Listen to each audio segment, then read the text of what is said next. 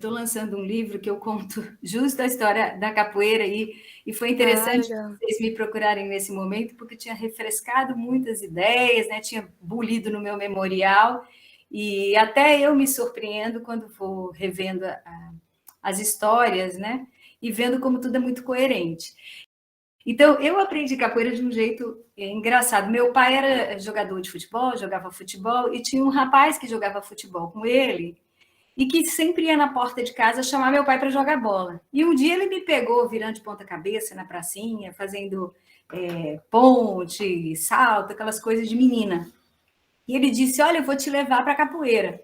E eu não sabia nada de capoeira, era uma adolescente ainda. Me pegou pela mão e começou a me ensinar movimento na grama. Esse rapaz chamava Ives, né? Depois Ives veio a falecer muito jovem de uma doença, mas ele era meio eufórico e cheio de energia, aí me levava para cá, me levava para lá, me levou numa praça, lá na Feira Hippie, onde tinha roda de rua, me levou para conhecer os amigos, e numa dessa eu falei, eu gostei desse negócio e fui ficando. Mas é engraçado assim, que a capoeira ela me chamou pelo movimento, né? E isso para mim é muito importante, pelo movimento corporal, quer dizer, o que ela propunha, né? Que era uma coisa de liberdade. Eu não sabia de grupo, não sabia de estilo, não sabia muito sobre o ritual da capoeira, e também não fui buscar logo de cara, eu não sabia nem onde eu estava, nem com quem eu estava. Era como se a história do que tinha em torno daquilo não fosse o mais importante. Eu fui tomada pelo movimento, eu fui tomada por um corpo que se sentia livre. E eu fui fazendo capoeira. Aí tive um primeiro professor, na época que tinha um espaço estruturado num clube, que era o Siriema. Ele, na época, nem sei que grupo pertencia, era capoeira regional. E comecei a treinar ali e fui conhecendo pessoas, até eu entrar na universidade e conhecer mais de perto o mestre Antônio, que se tornou um grande parceiro, um grande amigo, e foi quem me ensinou mais, enquanto maestria, vamos dizer assim, porque ele já era um mestre, né? Ele tinha tudo de um mestre, então era cativante, me ensinou a bater o tambor, me ensinou a pegar no berimbau, me ensinou cantoria, me ensinou as mandingas, e também me puxou pela mão e me levou ali conhecer o centro de Campinas, aquele cantinho sagrado ali, onde tinha as capoeiras todas, né? Na época, mestre Maia, mestre Godoy, né? Era aquele movimento, e tinham as intrigas, e eu adorava gente se relacionando.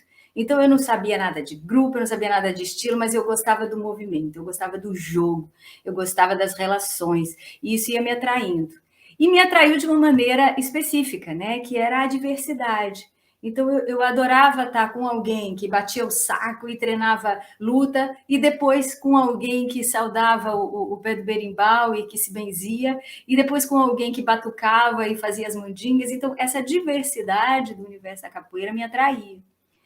Isso me tornou uma pessoa meio sem território, vamos chamar assim.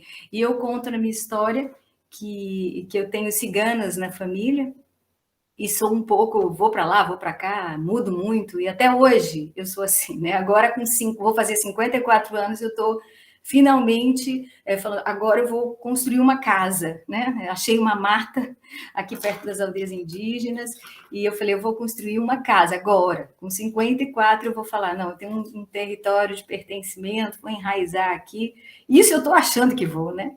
E assim foi na capoeira também, eu fui encontrando muitos espaços de acolhimento, muitos espaços de trocas, muitas maestrias, e transitei entre a capoeira regional, a capoeira Angola, né? Essas amizades, essas parcerias, elas foram me formando quem eu sou. Né? Eu diria que essas trocas com a diversidade me formaram a capoeira que eu sou hoje. Então, talvez não cubra expectativas de vocês, assim, falar em data, em nomes de mestres, mas eu acho que a minha história é essa. Eu fui tomada pelo movimento de troca corporal, pelas relações, pela diversidade, e fui tomada por esse encantamento que vinha de dentro, né? Que era uma coisa que não vinha de fora para dentro, não vinha cheia de códigos. Para mim, ela não veio assim. Eu diria até que eu conto assim, eu comecei na rua, porque foi assim mesmo, eu comecei numa pracinha, aí fui encontrar uma roda de rua. E a roda de rua era o quê? Era o encontro da diversidade, até o cachorro entrava na roda. Aquilo, para mim, era o encantamento, era a tal da pesquisa de campo, que depois eu vim descobrir e fui me enveredar por esse meio das pesquisas de campo, né? Do experienciar, do vivenciar, do estar de corpo presente, seja aqui ou acolá, nessa ou na outra maestria. E para isso a gente deve se doar, a gente deve ser livre, né? A gente deve ter a liberdade, por exemplo, de chegar junto de uma maestria ou daquela comunidade que nos acolhe e ser livre para vivenciar aquilo. Que num futuro próximo eu fui descobrindo o quanto a capoeira ela não propunha também. É uma coisa meio contraditória. Eu entro na capoeira, eu começo a capoeira, eu me encontro com a capoeira pelo movimento de liberdade. E quando eu me torno a pesquisadora dela, eu percebo o quanto ela também propõe os outros meios, né, de aprendizado, o quanto ela também limita pessoas, né? Então, muitas pessoas que eu conheci eram presas mesmo, presas, elas se sentiam livres, mas não eram. Elas tinham que pedir autorização para tudo, elas não podiam transitar, elas não podiam frequentar espaços da diversidade, elas não podiam conhecer o diferente. Tinha sempre aquela coisa amarrada e foi um momento difícil para mim. Foi um momento muito difícil porque, paralelo a essas descobertas, né, do universo da capoeira, então tá, existe o mestre tal, existe a capoeira regional, existe Angola. E eu comecei a me inteirar do que era esse universo encantador. E aí, como pesquisadora, eu fui tendo essas descobertas, e nesse mesmo tempo eu começo um trabalho social, né? Que eu fui com um padre na rua, pegando os meninos no sinal, e aí esses meninos eram terríveis, impossíveis, e eu estava ali como dançarina, né? Eu estava ali como uma pessoa contratada para trabalhar a dança, eu falei, não vai rolar. E aí eu falei, quer saber? É jogando.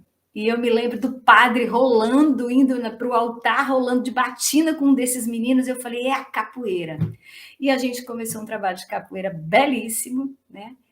E que precisava dessa palavra liberdade. Ela era o que movia esse trabalho. E eu transitava com esses meninos na Unicamp e em outros muitos espaços de vivência com a capoeira. E foi quando eu me deparei né, com essa dor de entender a segmentação desse universo também. Né? Aqui entra, aqui não entra, aqui pode, aqui não pode, isso não deve.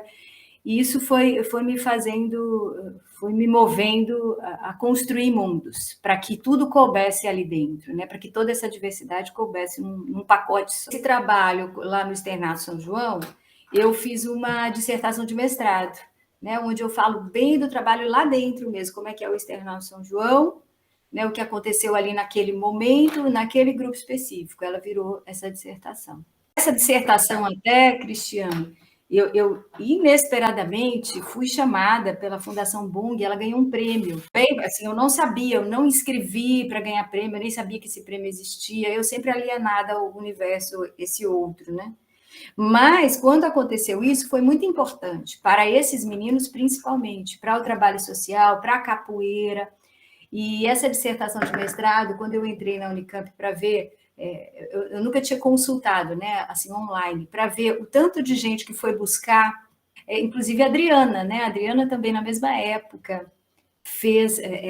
Aliás, a gente juntas foi indicada para esse prêmio, a gente até conversou sobre isso um dia. Nós duas, ela com o trabalho dela também teve essa indicação, que marcou mesmo, né? Graças a quem? Aos meninos que eu fui buscando no sinal. Então, é uma história que a gente constrói juntos, né?